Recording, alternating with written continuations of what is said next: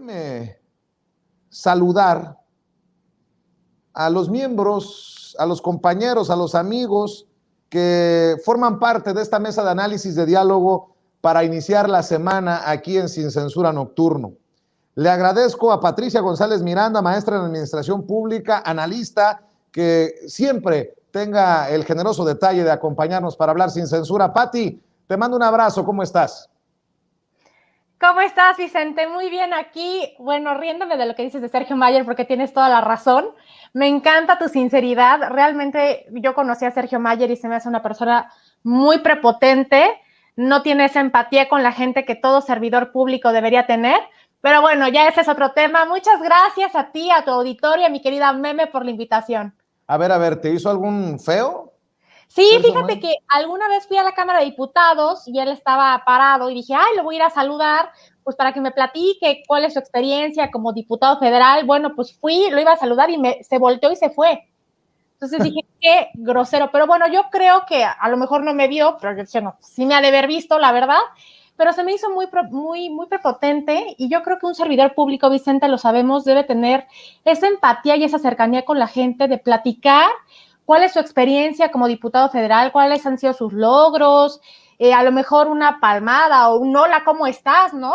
Yo conozco servidores públicos de alto nivel que son personas muy sencillas y discúlpame, no, Sergio Mayer no lo es. Bueno, mi querida Pati, con todo respeto. Ya empezaste y dejaste la víbora chillando, mi querida Patricia González Miranda. También saludo a la historiadora, amiga de esta familia Sin Censura, Carla Mote. Ya también está lista para hablar sin censura. ¿Cómo estás, Carla? Hola, muy buenas noches. Muy bien, querido Vicente, muy agradecida por la invitación para abrir la semana este lunes. Oye, ¿a poco no debería de intentar eso de la cantada? ¿A poco no? Sí se me da, ¿no? Sí se me da, Carla, ¿no? Excelente. Bueno. Jorge Gómez Naredo, director de la revista Polemón y del periódico Regeneración, te saludo con mucho gusto. Qué bueno que nos acompañas, Jorgito, miembro de esta familia Sin Censura. Un abrazo. Hola, ¿cómo estás, Vicente? ¿Cómo estás, Pati? ¿Cómo estás, Carla? Pues yo encantadísimo de estar aquí con ustedes.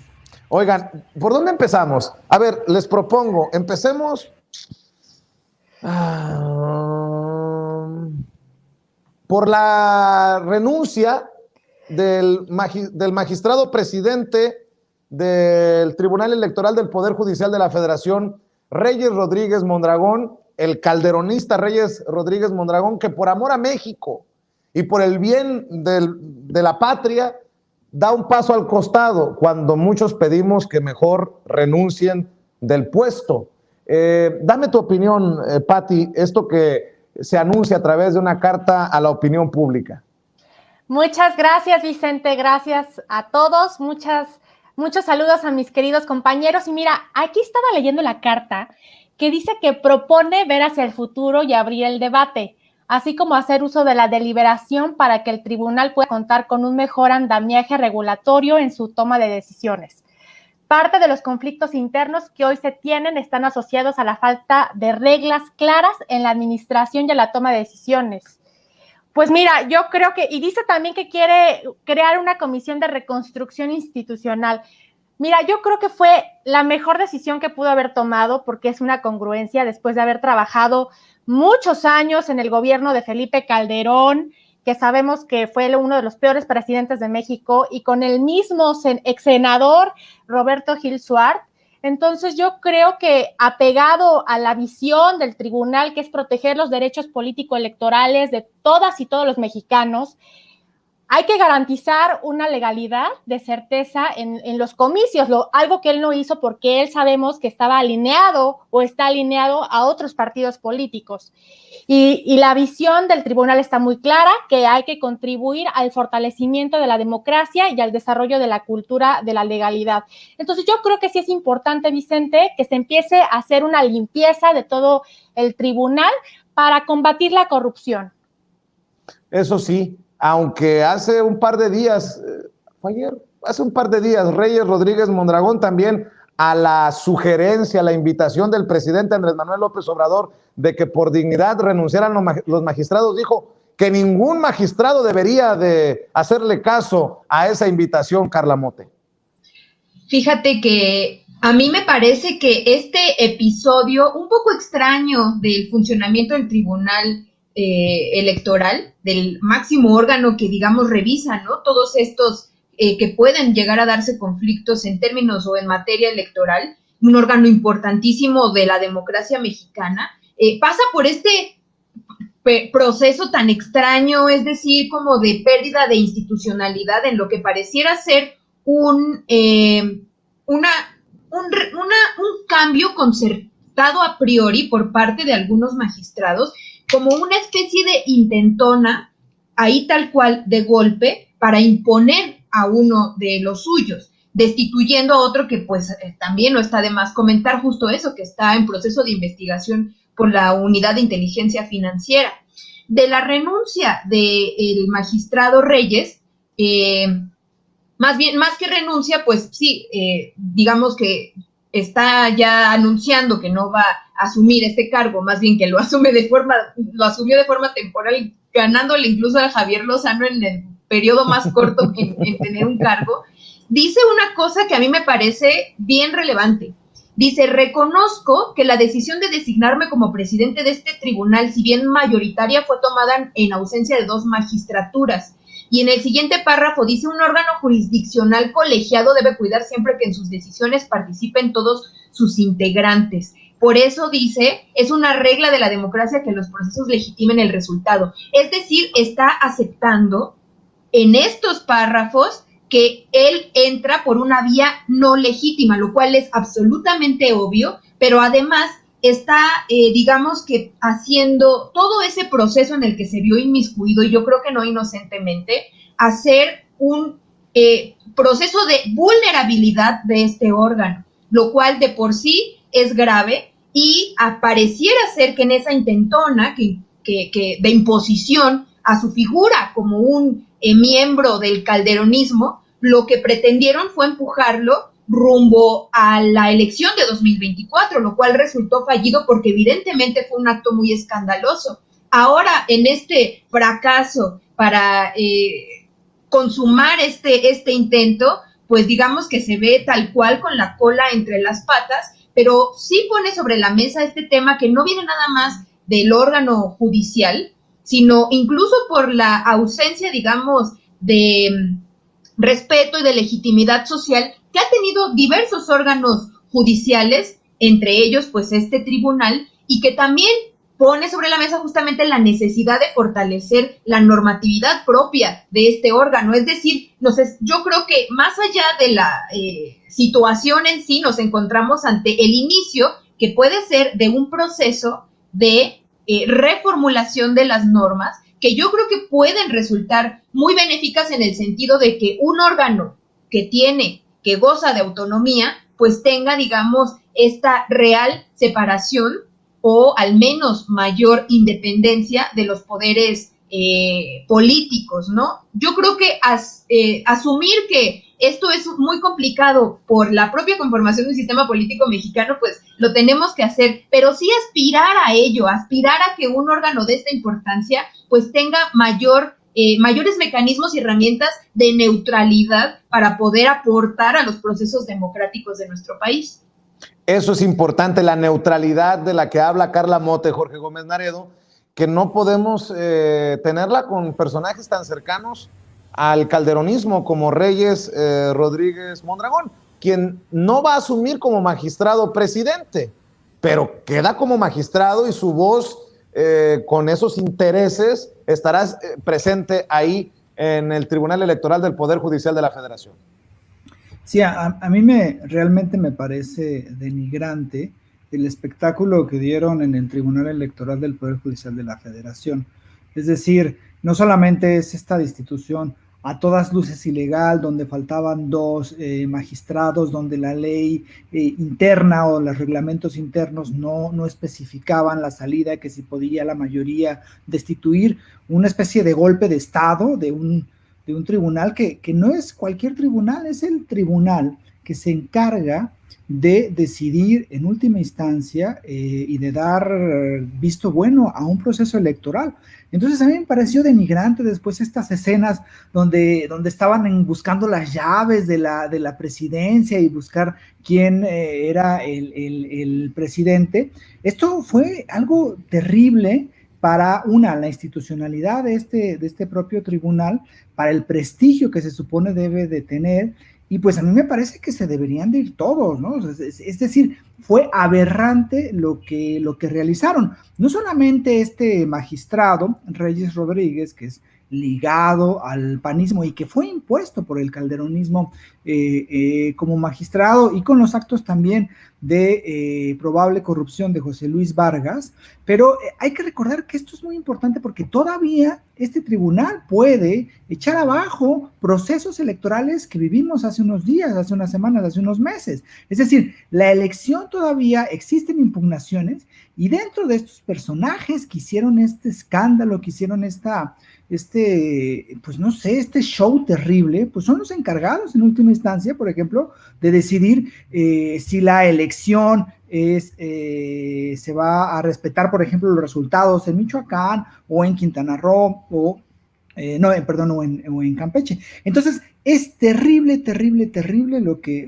está sucediendo. A mí me parece que por un acto de dignidad, no solamente Reyes Rodríguez, sino todos se deben de ir en la postura esta que dio Andrés Manuel López Obrador la semana pasada, ¿no? Me parece completamente indigno lo que sucede, y es como risible lo que hace, ¿no? Yo tomé ilegalmente la presidencia del tribunal, pero ahora renuncio legalmente a esta presidencia que nunca asumí. O sea, es de chiste. Es indigno que un tribunal que recibe 3,000 millones de pesos anualmente, porque eso fue lo que recibió este año, haga estas cosas. Es indigno, me parece, de un tribunal, y a mí me parece que se deberían de ir todos.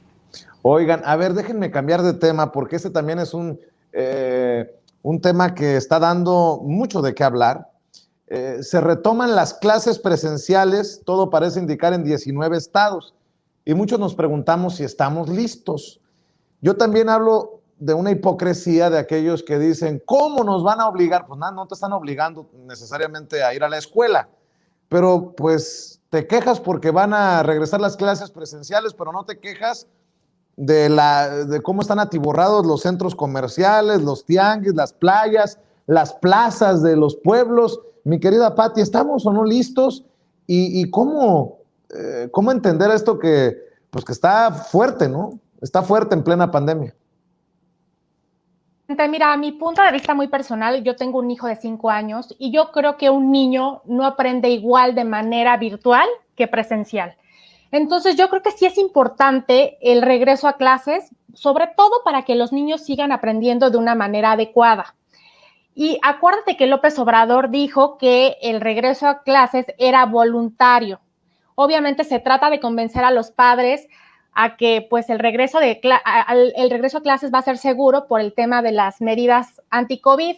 Y también lo dijo la secretaria de Educación Pública, Delfina Gómez, que se van a atender las necesidades de alumnos y alumnas, de tener un espacio amigable y propicio para que ellos puedan socializar, aprender con un cobijo para reducir ese estrés y la posible violencia que se puede producir durante la pandemia, porque estamos de acuerdo que hubo mucha violencia intrafamiliar mientras duró todo este tema del COVID y que todavía sigue, ¿no?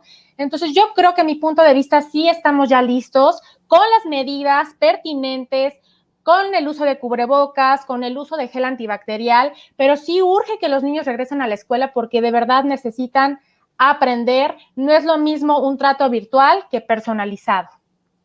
Yo pregunto si estamos listos, Carla Mote, por los millones de mexicanos y mexicanas que faltan de vacunarse, ¿no? Si bien se ha avanzado y se ha avanzado mucho en la campaña de vacunación, todavía faltan muchos hermanos y hermanas mexicanos por vacunarse. Pues es un tema que causa mucha polémica porque es un momento inédito. En todo el mundo ha habido intentos por regresar a las aulas. Ha habido países en los que pues se regresa y luego se toma la decisión de volver a las clases online. yo creo que es importante considerar que se necesita reactivar la economía, y eso pensando, o sea, en que eso es para toda la población, ¿no? Hay sectores más golpeados que otros, y que el regreso a clases no implica únicamente que los niños vayan a la escuela, sino toda una economía que se mueve alrededor de las escuelas y de las clases también, que incluye entre ellos la posibilidad de que los padres y sobre todo las madres de familia puedan ir al trabajo o tener como digamos, esta posibilidad, ¿no? De que sus hijos pues no estén en casa, y que pues como ellas han estado tradicionalmente ocupadas de los cuidados y de la crianza en mayor medida que los varones, pues yo creo que una de las afectaciones graves es a la vida profesional de las mujeres. Son muchos elementos. Yo personalmente no podría dar una como opinión definitoria de si va a ser bueno o va a ser malo. Lo que sí creo es que tampoco va a ser igual en las urbes que en lugares, digamos, más apartados.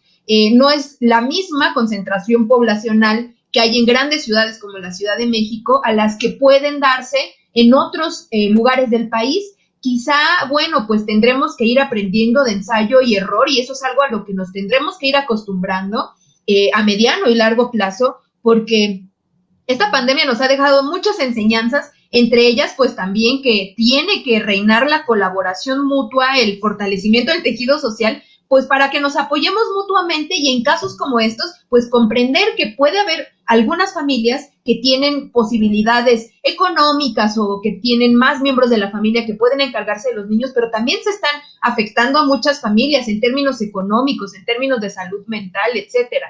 Entonces, yo creo que este primer paso de que no sea obligatorio, como en México no ha habido medidas coercitivas, puede irnos llevando poco a poco a tener estrategias en las que pues aprendamos finalmente a convivir en espacios educativos con este virus que llegó, parece que para quedarse. Jorge Gómez Naredo, tu opinión acerca de este tema.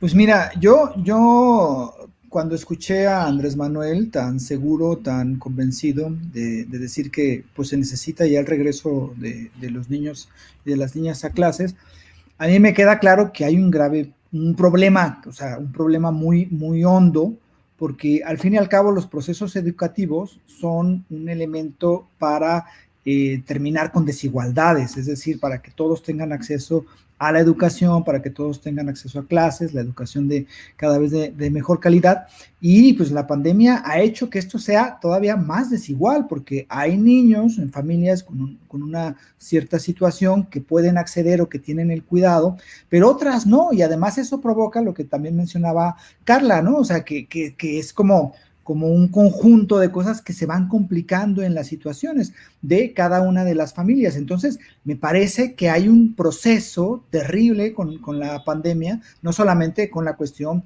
de lo que ha afectado, ¿no? Del número de fallecimientos, los contagios, todas estas tragedias que existen, sino también de las implicaciones que un año, año y medio, 2 años, ya pueden tener en esto los niños. Entonces a mí sí me parece que se tienen que regresar a clases y que se tiene que reaprovechar todo lo que se perdió, porque el proceso educativo es muy complicado desde casa, es muy complicado cuando hay el papá, la mamá que tienen que ir a trabajar y que el niño está, en fin, hay muchísimos elementos, y me parece que es algo importantísimo que se debe realizar. Pero claro, ya hay una campaña en contra de ese regreso a clases, no analizando en las problemáticas, sino evidentemente tratándole de pegar a la administración que encabeza Andrés Manuel. Así es. Y hablando de polémicas, se acabaron las Olimpiadas. No sé si estuvieron al pendiente de los Juegos Olímpicos. Yo poco tuve tiempo de ver las competencias, pero México desafortunadamente regresa con un puñado de preseas de bronce, y no se cumplen con los objetivos que se habían trazado desde Ana Gabriela Guevara como directora de la CONADE hacia abajo. Algunos incluso dicen que Ana Gabriela Guevara debería de renunciar ya, que el fracaso tiene nombre y apellido. Bueno, y con esto lo digo todo, se está usando como tema político, hasta Ricardo Anaya, el ex candidato a la presidencia del PAN, señala como tema político por la falta de apoyo de este gobierno a los deportistas. ¿Cómo ves tú, Pati? ¿Se fracasó o no se fracasó? ¿Debe de renunciar Ana Gabriela Guevara? ¿No debe de renunciar? ¿Se le está apoyando a los deportistas o no se le está apoyando a los deportistas? Te escucho.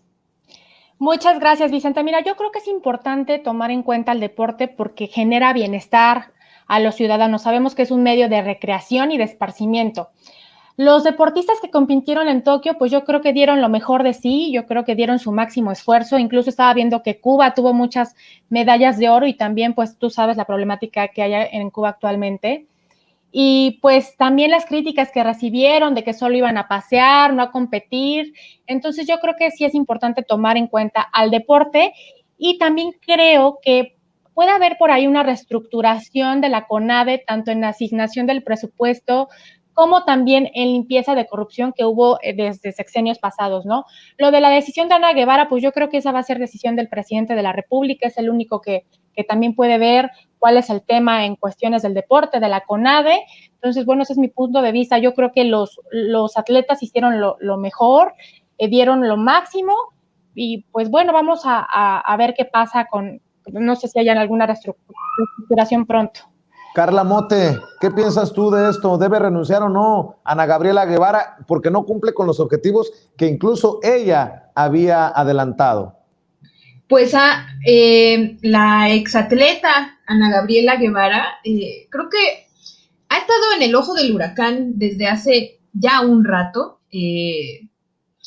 Yo personalmente siento mucha simpatía por ella porque yo la veía correr y para mí eso fue muy impactante en algún momento de mi vida. Entonces yo quiero decir que yo la admiro mucho como deportista y digamos que de su gestión ya en CONADE y todo lo que, pues el golpeteo tal cual que ha sufrido desde hace un tiempo, pues me da la impresión de que ha sido pues un blanco, ¿no? De ataque de algunos grupos. Desconozco en cierta medida cómo funcionan las políticas del deporte.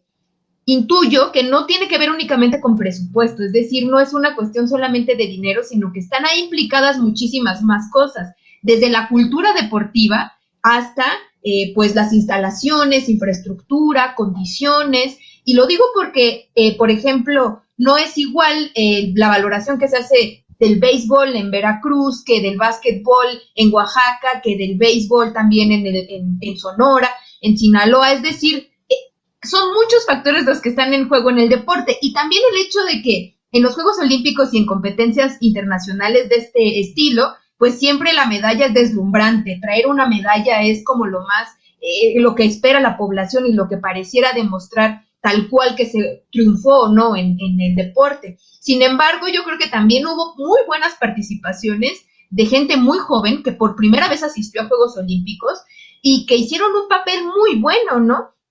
Entre ellos la propia Alexa Moreno, que bueno, ella ha competido en varias competencias internacionales, pero el cuarto lugar en salto de caballo nos quedó como un sabor de boca de que ella merecía a lo mejor ahí estar en el podium. A lo que voy es a que no solo las medallas deberían de ser la forma en la que se ve el éxito o fracaso en las justas deportivas, sino pues en general, ¿no? ¿Cómo están rankeados los deportistas? ¿Cuáles fueron sus tiempos en sus competencias en caso de que esas sean los tiempos, las calificaciones, etcétera? Es decir, yo creo que hasta ahora no se ha hecho a lo mejor un balance, al menos no en medios de comunicación, que nos hable un poco de eso, ¿no? De si realmente esta delegación fracasó por no haber traído medallas o en las propias medidas y métricas de los deportistas mexicanos, cómo les fue, ¿no? Y también pensar en la situación extraordinaria de estos Juegos Olímpicos, es decir, muchos de los resultados que se esperaban fueron distintos para muchas naciones,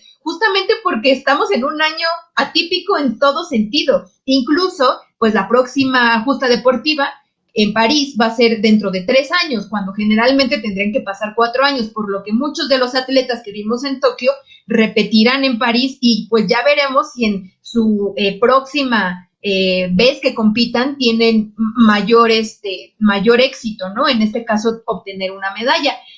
Yo pienso que los deportes pues demuestran las políticas en torno a la actividad física de los países, pero pues también son medidas de geopolítica, y que pues hay países que de forma muy admirable como Cuba obtienen medallas y se demuestra ese brazo y esas políticas hacia el deporte. Quizá en México pues faltaría mucho fortalecerlo desde todos niveles, ¿no? Y ese es un proceso de muy largo plazo, porque a México la verdad es que nunca le ha ido excelente en las Olimpiadas.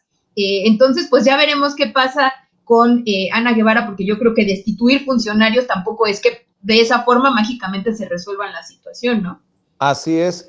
Hay que también decir que esto le ha dado carnita a los todólogos como Ricardo Anaya, Jorge Gómez Naredo. Si me permites, escuchemos un poco de lo que dijo en su más reciente video que circula en redes sociales, que aprovecha precisamente los resultados en Tokio de la delegación mexicana para el golpeteo político al presidente Andrés Manuel López Obrador. Si lo tienes, César, echa el audio, por favor. Acabaron los Juegos Olímpicos y la verdad es que los deportistas mexicanos nos dieron muchísimas alegrías. Yo sí le quiero dar las gracias a la selección de fútbol, a los arqueros Ale Valencia y Luis Álvarez, a Gaby Agúndez y Ale Orozco, y a la levantadora de pesas Aremi Fuentes. Fue bien emocionante verlos ganar. Yo lo disfruté muchísimo con mis hijos y con mi familia. Pero también quiero agradecer a toda la delegación mexicana por su esfuerzo. Que haber estado ahí representando a México en los Juegos Olímpicos es un triunfo y una satisfacción que no se cambia por nada. Muchísimas felicidades de veras a todas y a todos. Miren, ya se sabe que cada vez que hay Olimpiadas surgen las críticas, que no ganábamos tan poquitas medallas desde hace 25 años, que no hubo ni una de oro ni de plata, que quedamos abajo del lugar 80 en el medallero, que en gobiernos anteriores nos fue mejor. Pero la verdad, yo creo que es absurdo decir que este gobierno es el responsable directo de todos los resultados. Y eso que yo he criticado por su ineptitud al gobierno en muchísimas cosas. Pero en materia de deporte, pues es claro que los problemas vienen de mucho tiempo atrás. Los grandes deportistas no se hacen en un día. Es trabajo de toda una vida. Se requiere apoyo desde los primeros años, en las escuelas, en las canchas de la colonia, el barrio, la comunidad, en los centros de alto rendimiento. O sea, la falta de apoyos, instalaciones, detección de talentos no es algo nuevo. Ahora, más allá de las medallas, lo que sí es responsabilidad de este gobierno pues es que de plano le retiró a los deportistas los poquitos apoyos que aún tenían. O sea, nuestros deportistas han hecho milagros con lo poco que les han dado. Muchos tuvieron que poner de su bolsa, como Alexa Moreno, que se quedó, por cierto, a nada. Básicamente, Ricardo Anaya dice, no es culpa de López Obrador, de su gobierno, pero sí es culpa de López Obrador y este gobierno de la Cuarta Transformación. Entendió el que entendió, Jorge Gómez Naredo. Ahora hasta Ricardo Anaya le entra a estos. No, qué cosas.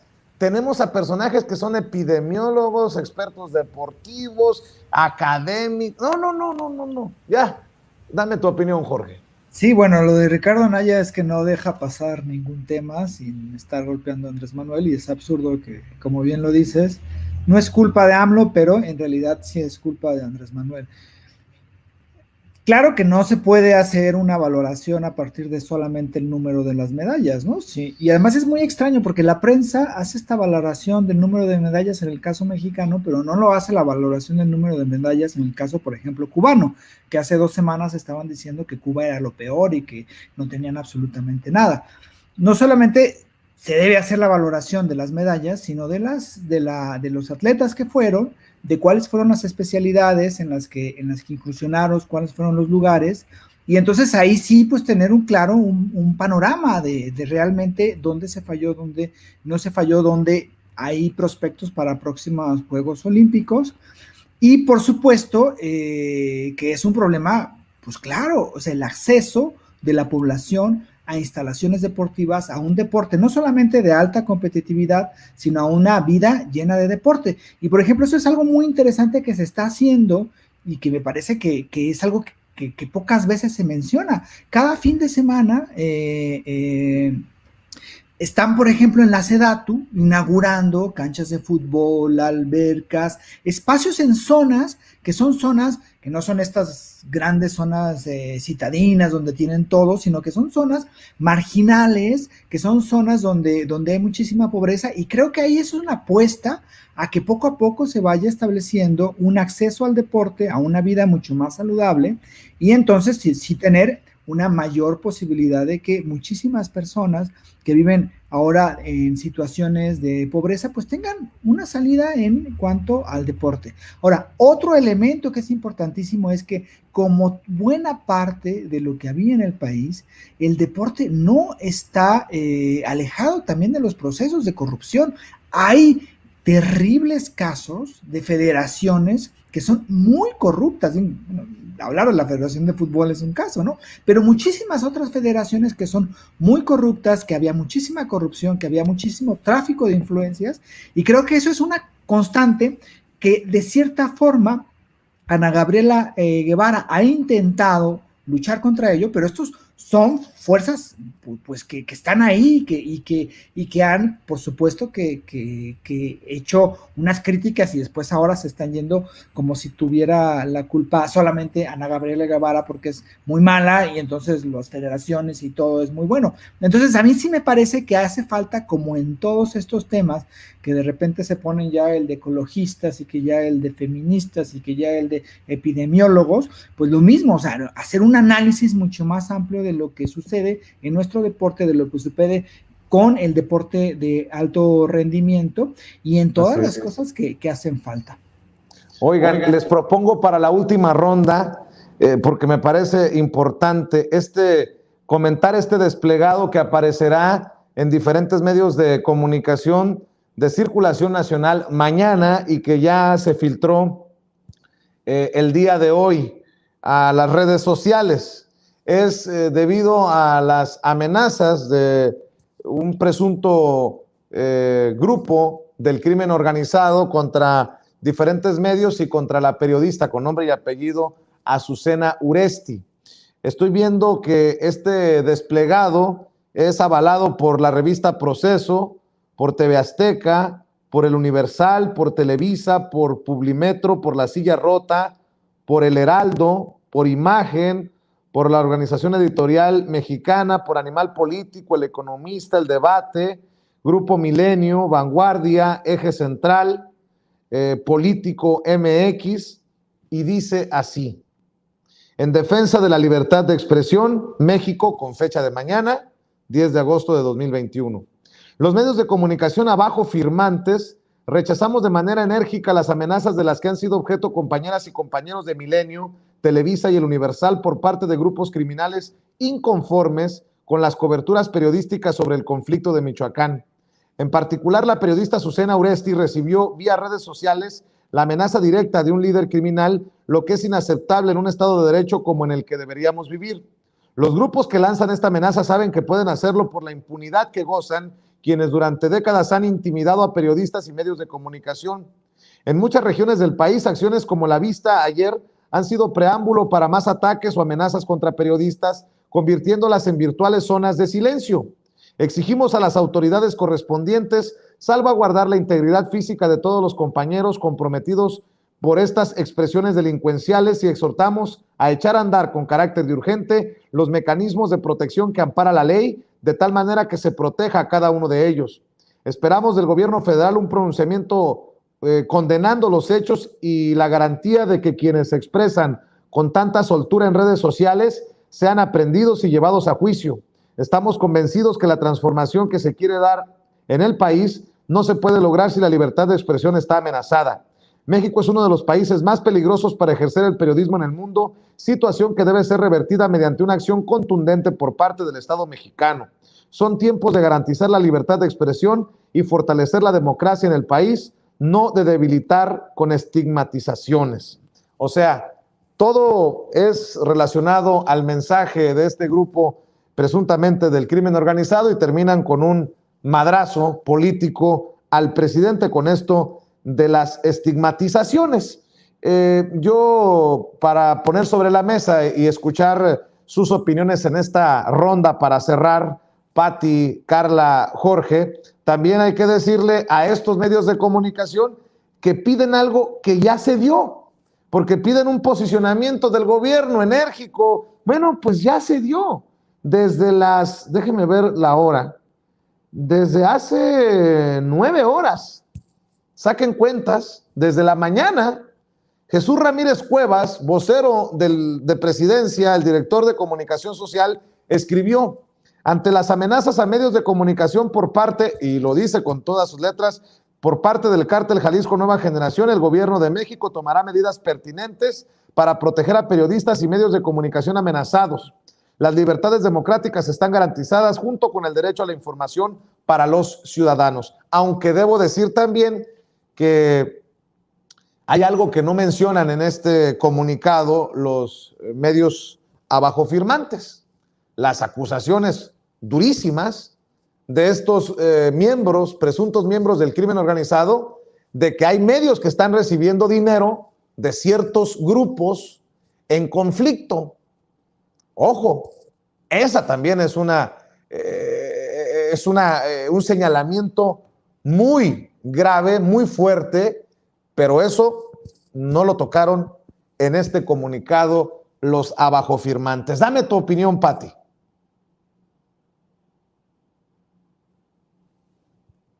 ¿Pati? A ver si tenemos a Pati, compañeros. Hola, confirmen. ¿me escuchan? Sí, ahí te escucho, Pati, perdón. Gracias.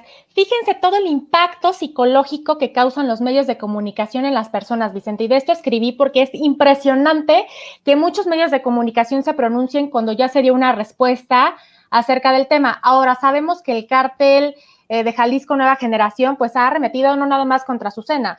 No es la única periodista que se encuentra pues amenazada. Hay muchísimos periodistas, incluso también independientes, que han sido amenazados. Yo creo que sí es importante la libertad de expresión, pero también hay que darnos cuenta que el presidente de la República, su mismo gabinete, está tomando acciones al respecto. También la misma jefa de gobierno, Claudia Sheinbaum, ya también, creo que también dio instrucción al respecto. Entonces yo creo que sí, aquí es importante ver todo el impacto que causan los medios de comunicación, Televisa, TV Azteca, Radio Fórmula, los que acabas de mencionar, porque, a ver, o sea, hay que tenerlo muy en cuenta. Azucena no es la única afectada, ella porque es muy conocida en Twitter, en redes sociales, pero también hay muchos periodistas que han sido amenazados. Entonces hay que ver por todos y hay que cuidarse todos.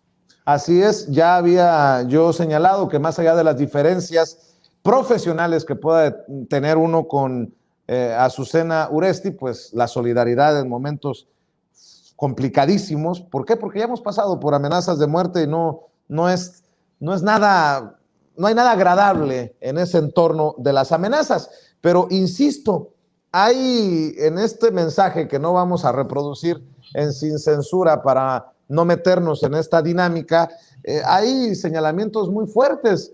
Hablan incluso de fake news. Fíjense nada más cómo son las cosas. Presuntos miembros del crimen organizado hablando de fake news de estos personajes y de estos medios a los que amenazan. Vaya cosa, Carla Mote. Y también, Vicente, yo creo que no se puede entender este desplegado que se emite, tendría que salir mañana, pero ya lo conocemos, por parte de medios de comunicación, sin pensar en todo el proceso, digamos, de modificación de la relación de los medios de comunicación con el actual gobierno. Es decir, se dio un cambio radical en la forma en la que se hace comunicación política y también en la que se ha, digamos, expandido esta libertad de expresión con los derechos de réplica también llevados a cabo por el propio gobierno. Los medios de comunicación, lo sabemos, al menos los grandes medios corporativos, están en una franca oposición al gobierno actual. Y bueno, este desplegado, que es una solidarización con un caso particular de una periodista que está amenazada en un país en donde hay muchísima violencia y muchos periodistas ejercen el oficio pues en claro y franca situación de riesgo, también esta, digamos, declaración más politizada y tendiente a una exigencia hacia el gobierno federal, en este caso, como se comenta, y creo que no está de más de leerlo textualmente, dice, esperamos del gobierno federal un pronunciamiento condenando los hechos, pero además dice, y la garantía de que quienes se expresan con tanta soltura en redes sociales sean aprehendidos y llevados a juicio. Es una cosa que yo creo que va a dar mucha materia, no solo mañana, sino en los próximos días, sobre un debate que se tendrá que hacer también en torno a la libertad de expresión. Es decir, hay manifestaciones en redes sociales que pueden ser tipificadas y que pueden ser consideradas tal cual como delitos, en este caso una amenaza, ¿no?, a un periodista. Lo sabemos también, por ejemplo, en el caso de la difusión de imágenes sexuales a las mujeres, que tiene que ver con la recién aprobada ley Olimpia. Es decir, el manejo de redes sociales pues se está convirtiendo en una arena también ya de judicialización, pero en este caso también estaremos en este sentido teniendo que debatir sobre los límites de la libertad de expresión en redes sociales, que es un tema que yo creo que es complejísimo, porque incluso pues tenemos que pensar, ¿no?, en qué medida también se dan los alcances propios de las instituciones para poder hacer justicia en estos medios que son en donde es tan fácil crear perfiles falsos, también en el marco de la infodemia, el papel de los medios de comunicación, cómo han jugado las fake news en todo este mar y bombardeo de datos que tenemos, en donde a veces es muy difícil discernir. Es decir, yo creo que el entorno comunicativo actual es muy complejo, y este manifiesto en particular, este desplegado, también se tiene que leer desde esa perspectiva política que sin duda tiene. Es decir, ahí hay también otras cosas que están enmarcadas en la oposición que han hecho algunos medios corporativos al gobierno actual, y creo que eso no lo podemos perder de vista. Así es. Para precisamente cerrar, hay que decir también que un posicionamiento de artículo 19 no debería de ser tan político, es mi opinión. ¿Por qué? Porque estamos hablando de un caso con nombre y apellido, y creo que con estos posicionamientos de artículo 19 se le pierde incluso esa